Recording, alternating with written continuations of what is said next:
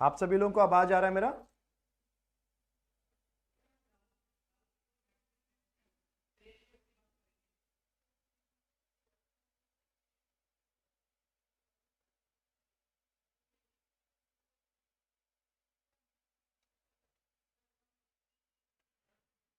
तो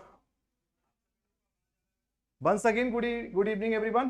तो आज हम लोग स्टार्ट कर रहे हैं लेक्चर नंबर 8। ठीक है, तो ठीक है, लेक्चर नंबर 8 की बात करेंगे आज हम लोग। तो सेम अभी तक की कोई डाउट हो तो प्लीज बता दीजिए।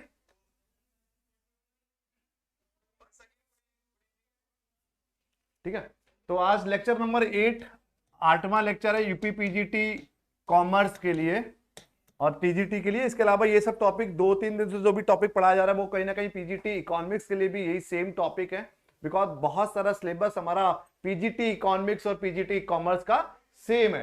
तो आज हम लोग बात करेंगे एंट्री स्ट्रेटजी। जो हम लोग कल आपको अंतरराष्ट्रीय व्यापार, देशी व्यापार और विदेशी व्यापार पढ़ा रहे थे, उसी में कंटिन्यूअस में आगे हम लोग आज बात करेंगे एंट्री स्ट्रेटजी क्या क्या होती है अंतरराष्ट्रीय बाजार में। इंटरनेशनल बिजनेस में कौन कौन सी एंट्री स्ट्रेटजी होती हैं। ठीक है, तो अभी आगे आपको बताएंगे पूरा क्लियर। तो कौन कौन सी एंट्री स्ट्रेटजीज होती है भाई, उन्हीं सब चीजों की हम लोग बात करेंगे। जैसे कि मान ली सपोज दैट आप एक देश से बिलोंग करके दुनिया के दूसरे देशों में व्यापार करने जा रहे हैं। यही तो बताया ना आपको हमने इंटरनेशनल बिजनेस की परिभाषा, कि विदेशी व्यापार का क्या होता है, जब दो या दो से ज्यादा देश आपस में मिलकर अंतरराष्ट्रीय व्यापार करते हैं, उसको हम लोग इंटरनेशनल ट्रेड कहते हैं। तो आज हम लोग बात करें कि what are the various modes of entry, किस किन तरीके से हम लोग अंतरराष्ट्रीय व्यापार कर सकते हैं। तो पहला, इसमें कई कई अलग अलग तरीके से हमने उसको डिफरेंशिएट किया है, आगे पूरा बताएंगे। एक्सपोर्टिंग की बात करेंगे हम लोग, लाइसेंसिंग की बात करेंगे, फ्रेंचाइजिंग की बात करेंगे, तो एक एक करके पूरा आपको बताएंगे। तो सबसे पहले हम लोग बात करते हैं एक्सपोर्टिंग। एक्सपोर्टिंग क्या होता है, जब सपोज होता है एक्सपोर्टिंग हमने सबसे पहले क्यों रखा है, एक्सपोर्टिंग सबसे लेस रिस्की एक इंटरनेशनल ट्रेड का मोड है। मतलब आपने मान लीजिए कि इंडिया में कुछ सामान बनाया, बनाने के बाद और directly you are exporting the some other country. Clear, मतलब आपने इंडिया में कुछ बनाया and your target market is Pakistan, suppose that. ठीक है, तो व्हाट यू कैन डू कि directly you are manufacturing your goods and services within the geographical boundaries of the country and directly you are exporting that particular goods to the concern country. ठीक है, तो इसको बोलते हैं direct exporting. Exporting समझ गए, exporting में भी डायरेक्ट एक्सपोर्टिंग है, इनडायरेक्ट। थोड़ा इनडायरेक्ट थोड़ा सा कंफ्यूजिंग है, पहले समझिए। एक्सपोर्टिंग समझ गए, एक देश जिसको हम लोग बोलते हैं निर्यात। ठीक है, तो एक देश से सामान बनाकर एक देश में प्रोडक्शन करके whenever you are exporting those goods to the other country is called exporting. अब बात करते हैं डायरेक्ट एक्सपोर्टिंग और इनडायरेक्ट एक्सपोर्टिंग। तो डायरेक्ट एक्सपोर्टिंग होता है जब डायरेक्टली आप सामान बना रहे हैं, मान लीजिए कि आप जो प्रोडक्ट बना रहे हैं उसकी डिमांड मान लीजिए चाइना में है, तो what actually you can do, आप क्या कर सकते हो, डायरेक्टली यहां पर प्रोडक्शन करके आप डायरेक्टली सामान चाइना में क्या करिए, एक्सपोर्ट कर दीजिए। इसको बोलते हैं डायरेक्ट एक्सपोर्टिंग। मतलब इंडिया में बनाकर डायरेक्टली आपने पाकिस्तान भेज दिया, इसको बोलते हैं डायरेक्ट एक्सपोर्टिंग। भाई हम लोग अगर इनडायरेक्ट एक्सपोर्टिंग की बात करेंगे, इनडायरेक्ट एक्सपोर्टिंग की बात करेंगे तो इंडिया, अब कभी कभी क्या होता है कि बहुत सारे देशों का दुनिया में पॉलिटिकल की इश्यूज की वजह से, बॉर्डर क्लैशेस की वजह से कहीं ना कहीं कॉन्फ्लिक्ट होता है, या बहुत सारी कंट्रीज के ज्योग्राफिकल बाउंड्रीज जुड़ी नहीं होती हैं और डायरेक्ट एक्सपोर्टिंग पॉसिबिलिटीज नहीं होती है। बहुत कम संभावनाएं, बहुत कम, बहुत सारे इश्यूज के चक्कर में हम लोग एक देश से दूसरे देश में डायरेक्टली सामान एक्सपोर्ट नहीं कर पाते हैं। देन व्हाट हम लोग क्या करना पड़ता है, what we have to do, we have to be make some certain intermediates. हमको एक इंटरमीडिएट्स ढूंढना पड़ता है। तो पहले जैसे कि इंटरमीडिएट्स ढूंढना पड़ता है, तो पहले एक देश उस पर्टिकुलर कंट्री को सामान एक्सपोर्ट करता है, फिर डायरेक्ट फिर उस कंट्री से दूसरी कंट्री में भेजते हैं। मतलब आपको सामान भेजना है इंडिया टू पाकिस्तान। जैसे आपको पता होगा कि पुलवामा अटैक के बाद क्या हुआ कि कहीं ना कहीं हम लोगों ने मोस्ट फेवर्ड नेशन का कोटा, बहुत ज्यादा ट्रेड रिलेशंस में कॉन्फ्लिक्ट आया, बॉर्डर क्लैशेस, पॉलिटिकल क्लैशेस बहुत 1947 से कहीं ना कहीं पाकिस्तान से चल रहे हैं। बट कहीं ना कहीं 2000 हम लोगों ने 19 के बाद से देखा है कहीं ना कहीं ट्रेड रिलेशंस भी चाइना पाकिस्तान के साथ बिगड़ गए हैं। अब मान लीजिए कोई कोई इंडियन मैन्युफैक्चरिंग है या पाकिस्तान मैन्युफैक्चरिंग है, हम लोग इंडियन मैन्युफैक्चरिंग से आपको एग्जांपल दे रहे हैं कि इंडियन मैन्युफैक्चरिंग है, इफ अगर उनके प्रोडक्ट की डिमांड सीधे पाकिस्तान में ही है, अब कहीं ना कहीं बॉर्डर क्लासेस हैं, ट्रेड रिलेशन अच्छे नहीं, then what we have to do, then we have to be go for the indirect exporting. कैसे करेंगे? आपने इंडिया और पाकिस्तान के बीच में कोई इंटरमीडिएट देख लिया, मान लीजिए अफगानिस्तान की बात करें, Bangladesh, then what we have to do, firstly we have to be send our product to the Afghanistan, then Afghanistan to the Pakistan। तो कोई भी एक थर्ड पार्टी को इन्वॉल्व करके जब एक्सपोर्ट करते हैं उसको क्या बोलते हैं? Indirect exporting. सिंपल। तो डायरेक्ट एक्सपोर्टिंग डायरेक्टली भेज रहे हैं, इनडायरेक्ट में व्हेन वी आर मिक्सिंग या when we are involving the third party as a intermediate is called indirect exporting. Clear? Simple. अब नेक्स्ट बात करते हैं लाइसेंसिंग। लाइसेंसिंग क्या होता है? देखिए, लाइसेंसिंग से पहले फ्रेंचाइजिंग समझिए आप कि फ्रेंचाइजिंग क्या होता है, कि उसको थोड़ा बाद ही इसके बाद बताएंगे कि फ्रेंचाइजिंग का बिजनेस कैसे होता है। कि आपने once you have become the brand in the market, आपने एक ब्रांड बना लिया, उस ब्रांड नेम को यूज करने के लिए आप दूसरी कंपनी को, मतलब किसी दूसरे देश में जाके, मान दूसरे देश में जाके आपने कुछ सेम सेगमेंट वाले इंडिविजुअल्स को टारगेट किया, then you are selling your brand name to the particular country. जैसे कि एग्जांपल आपको देते हैं, डोमिनोज का आपने नाम सुना होगा, हम लोग डोमिनोज की बात करें, मैकडॉनल्ड्स की बात करें, ऐसे सीसीडी हो गया, बैरिस्टा हो गया, मतलब बहुत सारे दुनिया में बहुत सारे लोग कहीं ना कहीं फ्रेंचाइजी बेस्ड सिस्टम पर काम करते हैं। तो फ्रेंचाइजी पे क्यों काम करते हैं? कहीं ना कहीं ब्रांड नेम स्टेब्लिश होता है। आज मान लीजिए अक्रॉस द इंडिया कहीं ना कहीं मैकडॉनल्ड के या डोमिनोज के, पिज्जा हट के, सीसीडी, बैरिस्टा, स्टारबक्स, ऐसे एप्पल, तो ऐसे बहुत बड़ी बड़ी ब्रांड है, उनके कहीं ना कहीं फ्रेंचाइजी स्टोर ओपन है मार्केट में। अपैरल्स में बहुत सारी ऐसी ब्रांड्स हैं। तो फ्रेंचाइजी में क्या करते हैं कि आप जो दुनिया की हर कंपनी का अलग अलग फ्रेंचाइजी का एक प्राइसेस होता है, बट जो रूल्स रेगुलेशन होते हैं, जो कानून होते हैं, वो कहीं ना कहीं फ्रेंचाइजी के it will be remain same for across all the businesses जहां पर भी आप कर रहे हैं। तो फ्रेंचाइजी में आपने क्या करा, किसी कंपनी का अगर फ्रेंचाइजी लेना चाहते हैं, what we have to do, पहले आपको एक सर्टेन अमाउंट देना पड़ेगा। उस सर्टेन अमाउंट देने के बाद में आप और सर्टेन अमाउंट देने के बाद आप उसको on the basis of yearly basis, monthly, जो भी आपने एक सेटलमेंट कर लिया, म्यूचुअल अग्रीमेंट कर लिया between the two party, first party and second party, ठीक है, उसमें हमने क्या करेंगे, फिर आपको एक सर्टेन अमाउंट रॉयल्टी देनी पड़ेगी। आपने 15% रॉयल्टी बोल दिया, 20% रॉयल्टी बोल दिया, 30% रॉयल्टी बोल दिया, कि total royalty you have to be pay on the basis of the annual दीजिए, मंथली दीजिए, क्वार्टरली दीजिए, it totally depending on your understanding. तो फ्रेंचाइजी समझ, जैसे मैकडॉनल्ड का आपको फ्रेंचाइजी लेना है तो मैकडॉनल्ड को टारगेट करिए, मैकडॉनल्ड देखेगा कि आपको किस जगह पर वो पर्टिकुलर स्टोर खोलना है, तो एक सर्टेन अमाउंट आपको पे करना पड़ेगा।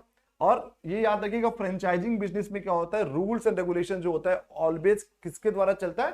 पेरेंट कंपनी के द्वारा। पेरेंट कंपनी कौन है? मैकडॉनल्ड। तो प्रोडक्ट लाइन क्या होगी, उसका पर्टिकुलर स्टोर का एम्बियंस क्या होगा, ठीक है, ये सब चीजें कौन मैनेज करेगा?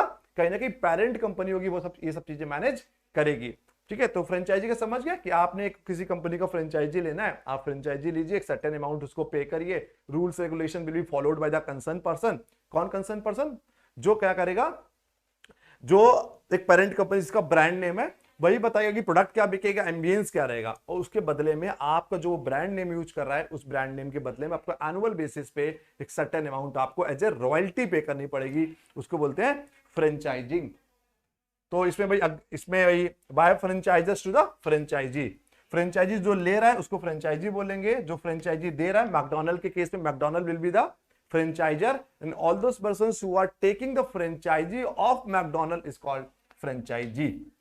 यूजेस, भाई यूज क्या कर रहे हैं भाई, पर्टिकुलर हमको क्या कहता है, ऐसे नॉर्मल अगर बर्गर आप बेचेंगे तो मार्केट में आपको बहुत बड़ा ब्रांड नेम क्रिएट करना पड़ेगा, उतना पैसा ले भी नहीं सकते, बट भाई मैकडॉनल्ड के टैग के नीचे अगर आप बेचेंगे, ब्रांड नेम के नीचे बेचेंगे, तो कहीं ना कहीं आप इजीली आप अपने प्रोडक्ट की सेल को इंक्रीज कर सकते हैं। तो फ्रेंचाइजी लेने का सबसे बड़ा एक बेनिफिट यही होता है, कहीं ना कहीं you have some certain establish brand.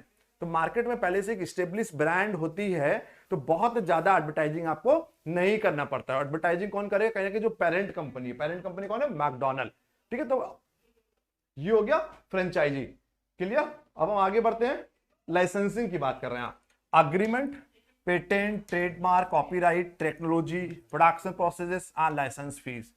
होता है कि देखो फ्रेंचाइजिंग और लाइसेंसिंग में डिफरेंस क्या होता है। देखिए लाइसेंसिंग का मतलब क्या है, कहीं ना कहीं आप जो ये लाइसेंसिंग मैक्सिमम चलता है जो सॉफ्टवेयर कंपनी होती है,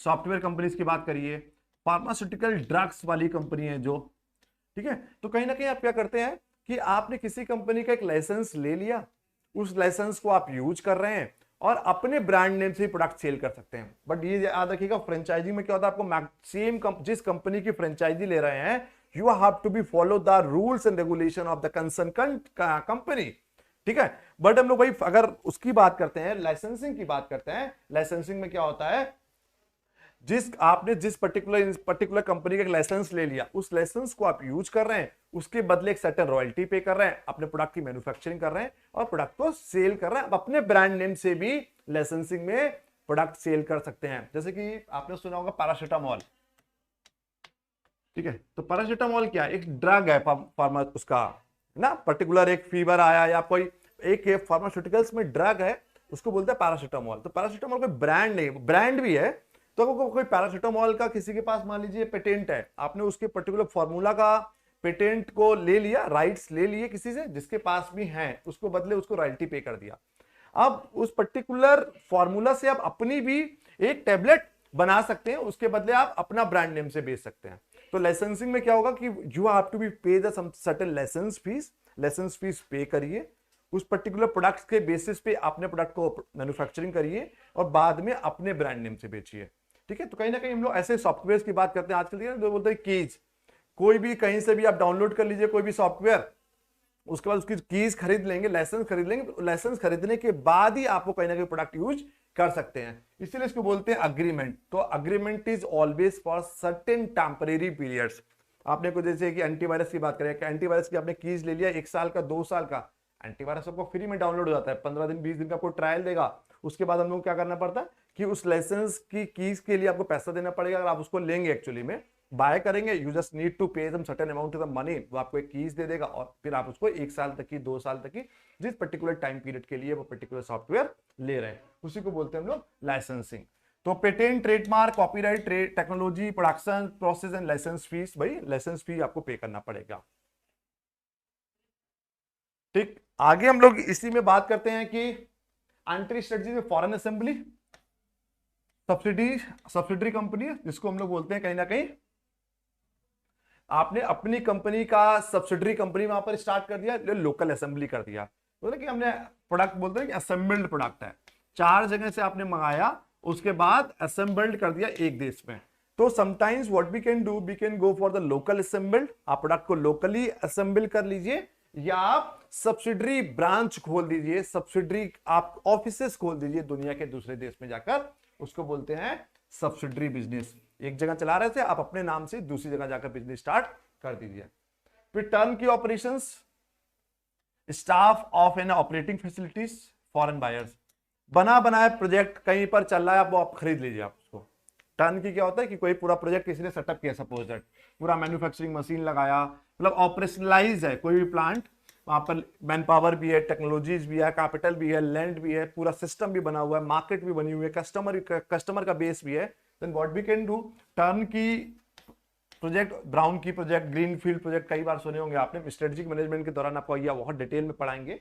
तो टर्न के प्रोजेक्ट ये होते हैं कि एक बार ओवरऑल प्रोजेक्ट कहीं का बना हुआ है, आप उसको पूरा कॉस्ट को पे करिए, लिखिए ना staff of an operating facility, चलता हुआ। बहुत सारे लोग पूरे दुनिया में यही काम करते हैं, एक पूरा ब्रांड स्टेब्लिश किया, ऑपरेशनलाइज किया चीजों को, फिर पूरे का पूरा उसको बेच दिया। भाई फॉरेन बायर, कोई फॉरेन बायर को उसको क्या करेंगे, सोल्ड आउट कर देंगे। फिर फॉरेन प्रोडक्शन सब्सिडरी, इसको हम लोग बोलते हैं एफडीआई, फॉरेन डायरेक्ट इन्वेस्टमेंट, ठीक है।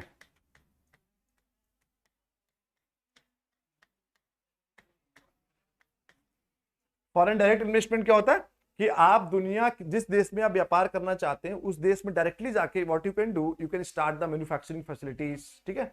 तो उसको बोलते हैं एफडीआई, ठीक है। ये आपको हम बहुत पूरे अपने आप में एक टॉपिक है कि एफडीआई का एडवांटेज क्या है या एफडीआई का डिसएडवांटेज क्या है, बट यहाँ पर ही समझ लीजिए फॉरेन डायरेक्ट इन्वेस्टमेंट ये होता है, सपोज दैट एक कंपनी एक देश से बिलोंग करती है, दुनिया के दूसरे देशों में जाकर डायरेक्टली अपना मैन्युफैक्चरिंग फैसिलिटी स्टार्ट कर देती है, उसको बोलते हैं एफडीआई।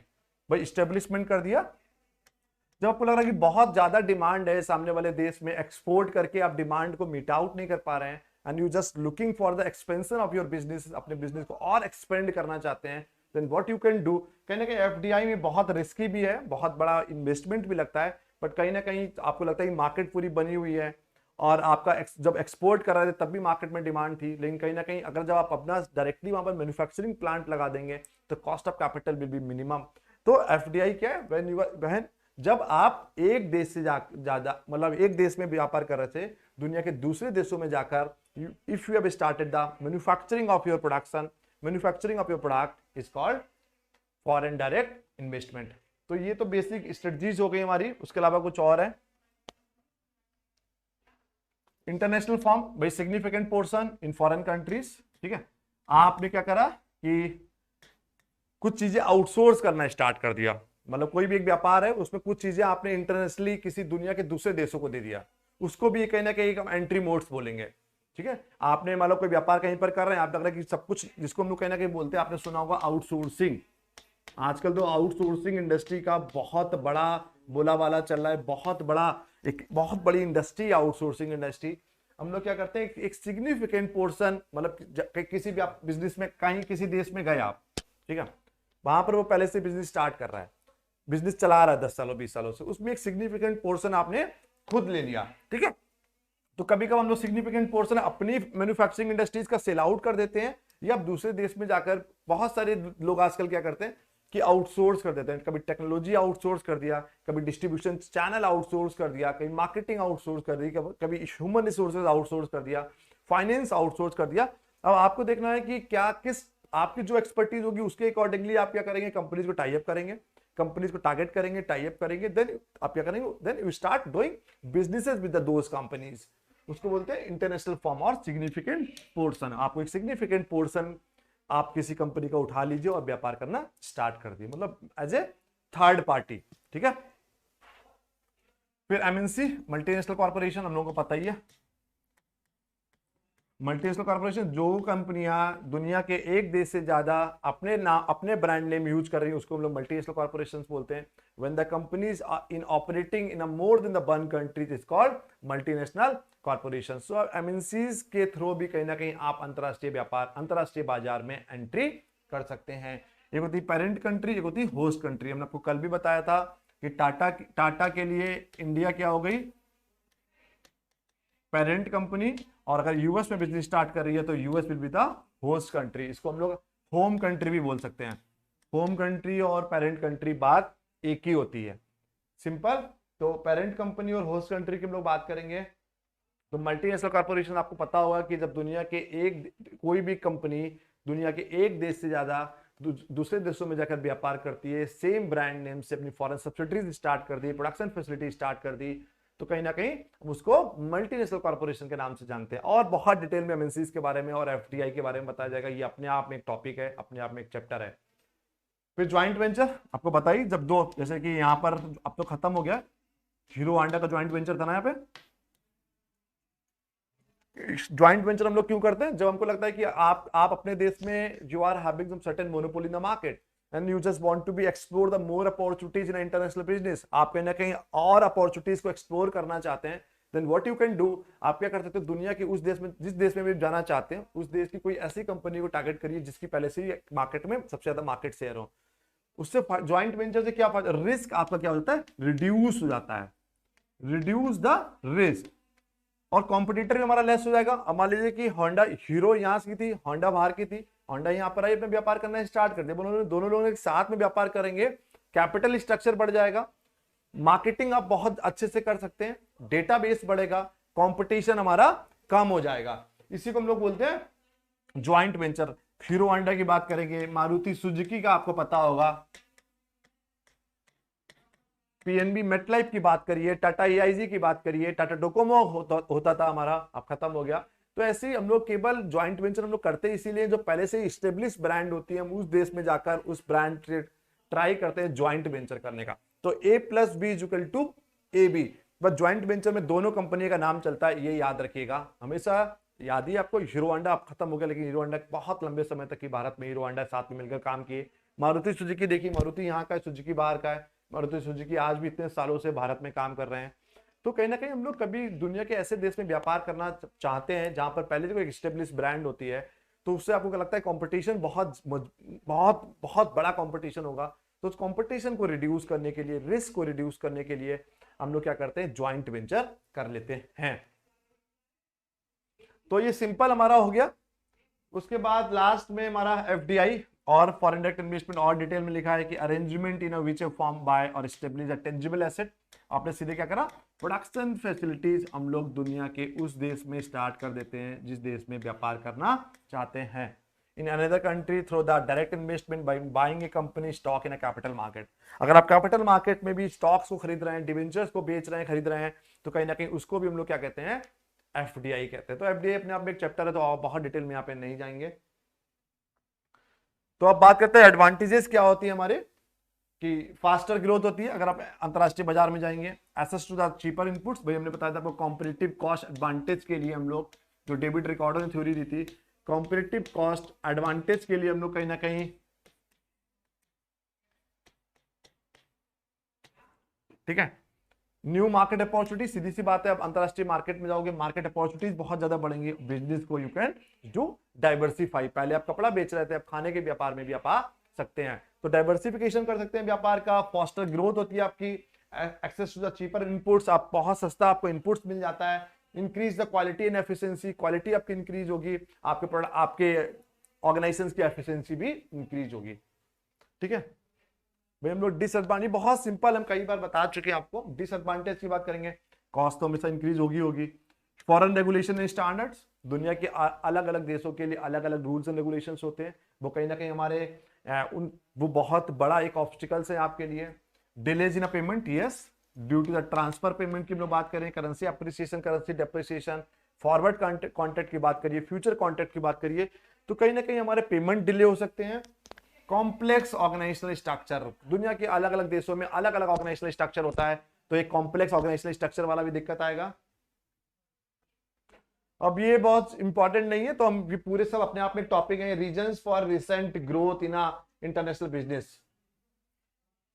आपने अगर पिछले 10 सालों में अंतरराष्ट्रीय बाजार में, अंतरराष्ट्रीय व्यापार में बहुत ज्यादा ग्रोथ देखी है, उसके पीछे कौन कौन से कारण है, कौन कौन से रीजन है, उन्हीं सब चीजों की बात करेंगे। एक्सपेंशन ऑफ टेक्नोलॉजी, टेक्नोलॉजी हमारा एक्सपेंशन हो रहा है। Business is becoming the more global because the transportation is quicker. आज आपको पता है कि आपको दुबई जाना है, 3-3.5-4 घंटे का फ्लाइट आप दिल्ली से लेके जा सकते हैं, तो कहना कि due to the connectivity, air connectivity in across the globe, तो कहना ट्रांसपोर्टेशन इज क्विकर, तो that is the things, communications enables control from, ठीक है, तो कम्युनिकेशन का मीडियम्स बहुत इजी हो गए हैं, transportation the communication cost are more, ठीक है, conducive for the international operations. बहुत आज के टाइम में अगर आज से 20 साल पहले की बात करेंगे, 30 साल पहले की बात करेंगे, तो ट्रांसपोर्टेशन और कम्युनिकेशन की कॉस्ट बहुत कम हो गई है। Next, liberalization of the cross border movement, चीजें बहुत लिबरल हो गई हैं due to the regional economic integration.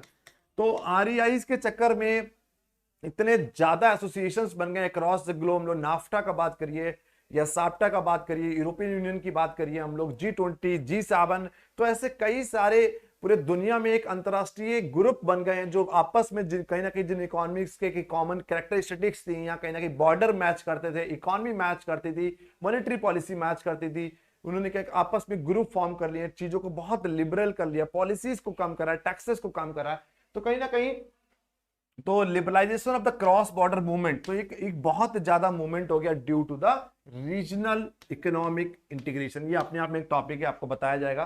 तो अभी ये समझ लीजिए, चीजों को, पॉलिसीज को लिबरलाइज कर दिया गया है, रूल्स एंड रेगुलेशंस को बहुत इजी कर दिया है, ताकि ज्यादा से ज्यादा एक अंतरराष्ट्रीय व्यापार हो सके, क्रॉस बॉर्डर मूवमेंट हो सके।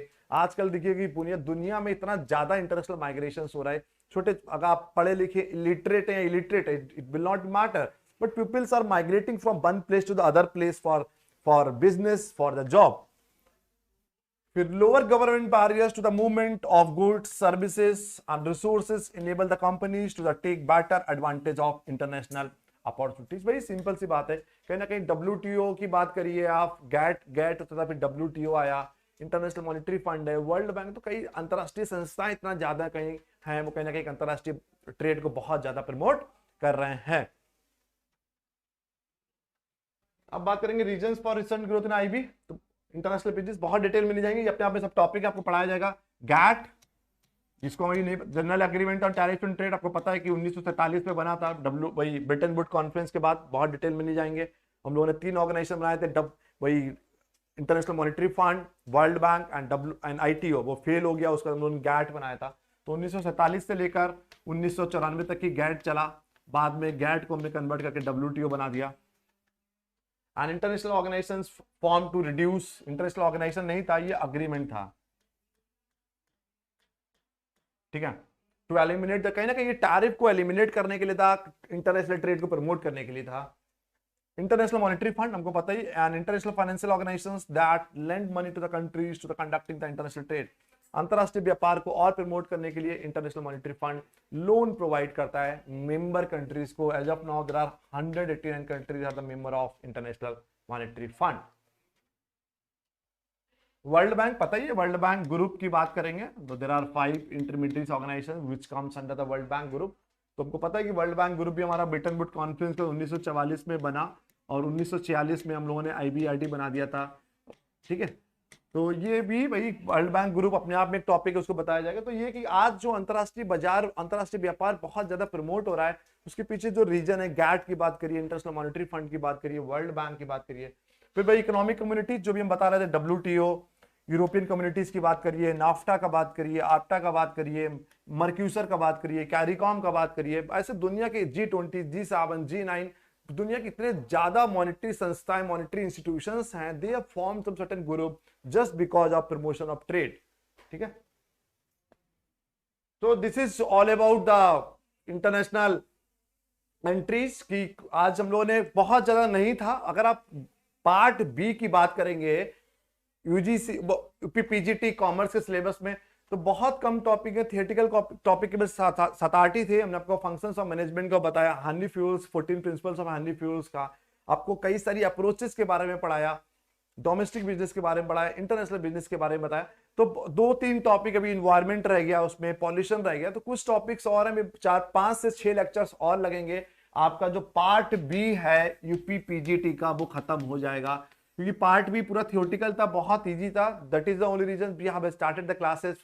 कहीं ना कहीं हमने पार्ट बी जो खंड भाग से बात कर रहे हैं हम लोग, पूरा थियोरेटिकल ही है। तो 4 से 5 लेक्चर और लगेंगे। आपका पूरा सिलेबस हमारा A और B और C में है। ए में आपको बताया था पूरा न्यूमेरिकल है, यूपी PGT में पूरा न्यूमेरिकल है। इसमें मैनेजमेंट अकाउंटिंग की बात करेंगे, कॉस्ट अकाउंटिंग का बात करेंगे, इनकम टैक्स है, कॉर्पोरेशन टैक्स है, ठीक है, कॉस्टिंग है। भाई पार्ट बी में पूरा थियोरेटिकल है जो हम लोग अभी कवर कर रहे हैं। अभी 4 से 5 लेक्चर और लगेंगे, आपका पूरा सिलेबस कंप्लीट हो जाएगा पार्ट बी का। पार्ट सी में कहीं ना कहीं हमारी इकोनॉमिक्स है, माइक्रो इकोनॉमिक्स है, उसमें हमारा मैक्रो इकोनॉमिक्स है, स्टार्ट का पार्ट भी है, इसमें बहुत सारा इंडियन इकोनॉमी का भी कुछ कुछ पार्ट है हमारा, ठीक है। तो अभी पार्ट बी खत्म करने के बाद हम लोग पार्ट सी पे बढ़ेंगे। तो once again thank you so much for joining. आज हम लोग कल क्लासेस पॉसिबिलिटीज नहीं चलेगा, हम लोग दिवाली के बाद मिलेंगे, और दिवाली के बाद हम लोग का ऑफलाइन बैचेस कपूरथला ब्रांच पे स्टार्ट हो चुका है। जो लोग भी ऑफलाइन क्लासेस ज्वाइन करना चाहते हैं तो Guru Mantra academy modern book shop के ऊपर आपको अगर ज्वाइन करना है तो you can come over the on the particular place. We have already started the batches for the UP PGT in commerce and economics. तो अब कोचिंग 3 से 4 दिन बंद रहेगा, हम लोग मिलेंगे प्रोबब्ली ऑन द 17th, ठीक है। तो once again thank you so much for joining. Whatever the content we have told you as of now, जो भी लेक्चर अभी तक कंप्लीट हो चुके हैं वो सब यूट्यूब पर अवेलेबल हैं, आप लोग देख सकते हैं। नोट्स आपको जो भी हम लोग का व्हाट्सएप ग्रुप है, आज आपको सभी नोट्स